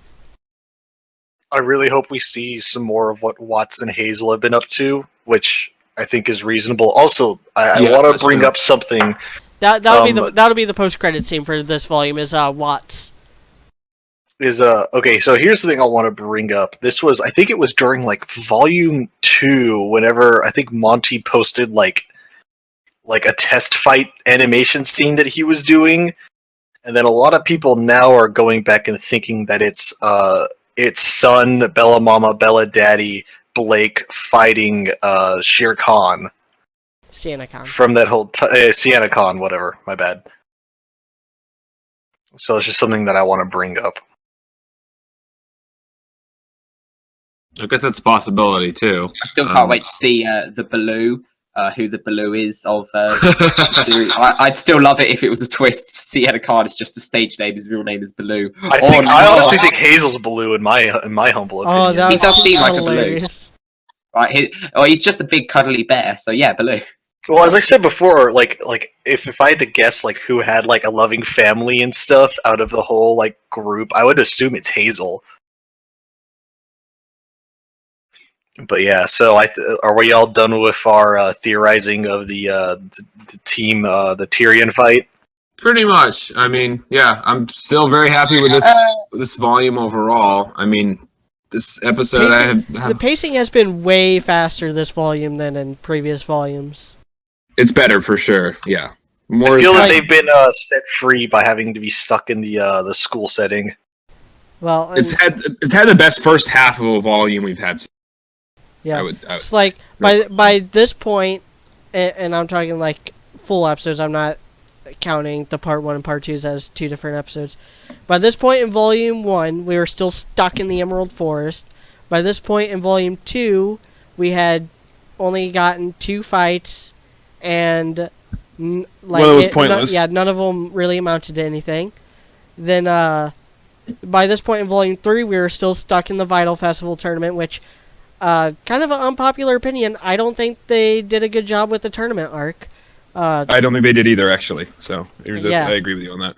Like, so, but I don't care because the second episode good. I think it was all right, but it could have been done much better. Yeah. But yeah, so far, oh my god, stuff's actually happening in the first half of a RWBY season. It's amazing. I mean, hell, more stuff happened in freaking last episode than happened in the entire first half of Volume 3. Yep. And happened in all of Volumes 1 and 2 combined almost.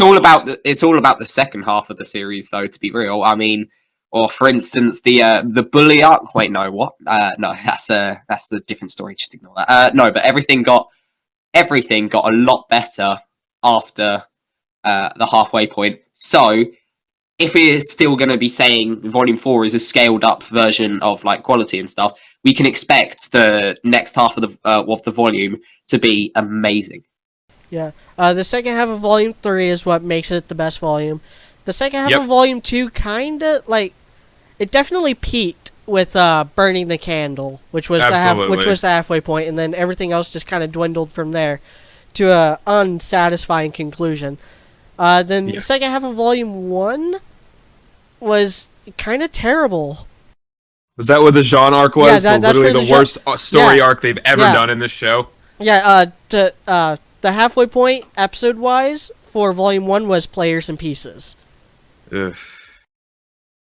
Yeah. So, the Jean arc. So the second half of Volume 1, we got The Badge and the Burden, which is an episode I actually really like. It's the Weiss arc. Then we got the Jean arc. For 4 weeks, we got that 2 episodes. Then we got the White Fang stuff with the Stray and Black and White, and the finale, which was just a freaking weapon demonstration. Yeah. Yeah, the finale for Volume 1 was just an intro for Sun and Penny. And one of them died, so... Yeah, exactly. So yeah, so far so good. I'm still pretty happy. I still say this arguably one of the weaker episodes of the volume, but it's been such a strong volume. I would still say it's better than most episodes in general, and it's not perfect, but we definitely are still learning more, and it's definitely brought Blake back into being important, or kept her being important. We've got her dad being clearly an important character. We got the Boss Thing Say guys. We got Blake, son, being hilarious. You know, I like Blake's mom and her dad. It's there's really not a ton to complain about, actually, the more you think about it. So I'm still very happy with this volume. It's good enough that we can still have, a 2-hour podcast on this kind of stuff, because enough is happening that we have this much to talk about, which is great. Yeah, I definitely agree. I think we can make our closing statements, and we can wrap it up for this podcast at about probably a relatively neat 2 hours, give or take a couple of minutes, whatever. Yeah, it's not bad. I'll just say we're not 100% sure what's going to happen, but I definitely want to see them going, the Donnas and Sun, to go back to Vale, or journey somewhere soon, because I think that'll be the best thing for them. We need some Weiss, and give me my goddamn Renora development, please. And that's it. That's all I gotta say. So overall, this volume has been really strong. This is definitely the weakest episode of the volume, and I'd say I like it more now that we've talked about it and that it's let it sit. Same. But right now it's kind of hanging still on like the bottom, like closer to the bottom on my list of RWBY episodes. Like it's around the same. I like it about as much as the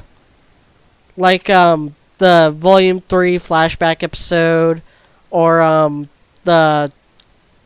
some of the like Vital Festival tournament battle episodes, like Never Miss a Beat. So it's hanging around there. I'd say it's better than those, strictly for the fact that there's actually some very good plot development, at least over the Never Miss a Beat episode. But you could compare it to the flashback episode from Volume 3. Yeah. But not really much happened in the Never Miss a Beat episode, so that's why I'd say this is definitely better. Just for the fact that the overall volume is so much stronger, and this at least is being consistent and is not a massive letdown, so I would give it more credit than that. Again, and like how I ended my review of last episode, Like, this volume has finally picked a theme and are sticking with it. I hope they stick with it, and I hope that the second half of the volume doesn't, like, completely change gears. And because I like Volume 3 was the change in Volume 3 was good, but so far the first half of Volume 3 also didn't have a theme, really. Yeah, exactly. That was really more the problem. So far, we have gotten like good episodes. Episode 1 was obviously just the intro. Episode 2 was a bit more like information.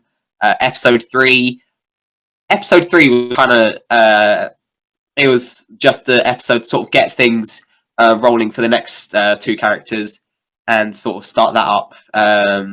Episode 4, we got about the same information, like the same amount of information and development as we got from episode 6 in Volume 3. And this episode, it was similar to like the flashback episode in the amount of stuff that we got. Not too much. We could have guessed a lot of it anyway, but it's very nice to have, and we do learn quite a few stuff. So so far the volume has been good and stronger than other volumes. Yeah, I'm just glad that we're actually moving forward in the story in a reasonable pace instead of like we'll just move forward a couple of steps and then just sit and for a while and then other stuff happens. Which that was Volume 2 in a nutshell. Basically. But yeah, no, the media is definitely right. There is a very good theme with this story, and I hope that continues. I want more info on Stark and all the craziness that probably happened with that. I want more Oscar and his shenanigans. I'm absolutely terrified of dishwashers' pictures becoming a reality because they have a tendency to do so. And that is my piece.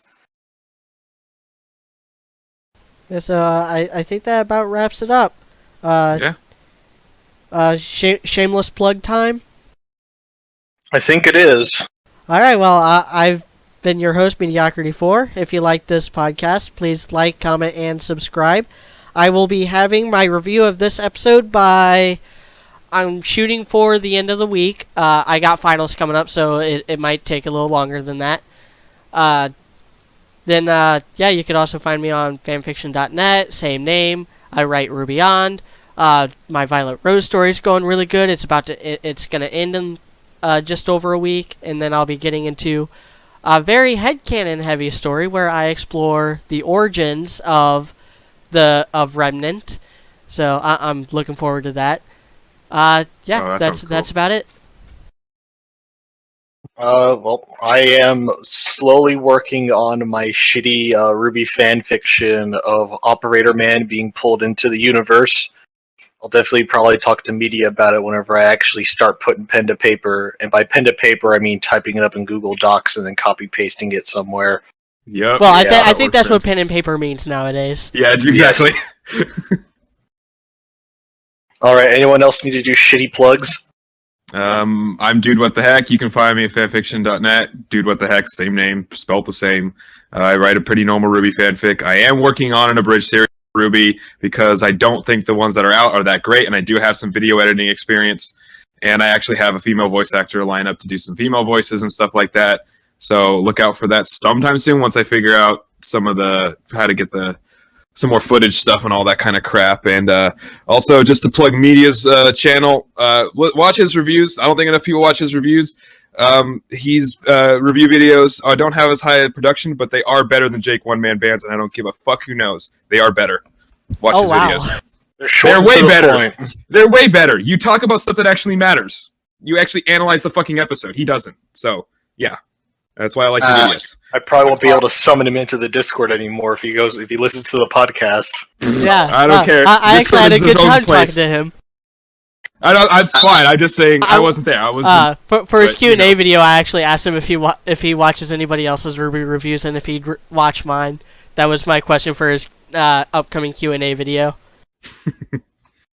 I don't have any plugins because I don't release my fan fiction to the public because otherwise it's just going to get lots of shit, and I don't want that. It's my own fan fiction. But I guess this won't actually make a difference. But shout out to Mediocrity. Haha. Yeah, that's right. It's my video now. Yeah. Yeah. Okay. Bye. Thank All you. right. And that concludes. If I had a very gavel, I would meaningful hit shout one. out. I would hit it. But that concludes the RWBY Volume 4 episode, Chapter 5 Menagerie, which was a pretty good episode for what it was. Yeah. Finally, people with me on believing in Blake. Feels good. Yep. You're happy. Yeah, You're I happy. believe in Blake now. I just don't believe in Miles and Carrie. I believe in them a bit more. I mean, the fact that they had Papa Donna be who he is definitely good. It's still not perfect, but then again, even a lot of stuff that I really like is not perfect. I mean, I have issues with Star Wars. Away. Star Wars, my all-time favorite thing. Terrible. Before this gets out of hand, for all you listeners, have a good night and have a good week. We'll be back doing this again next week for the next episode.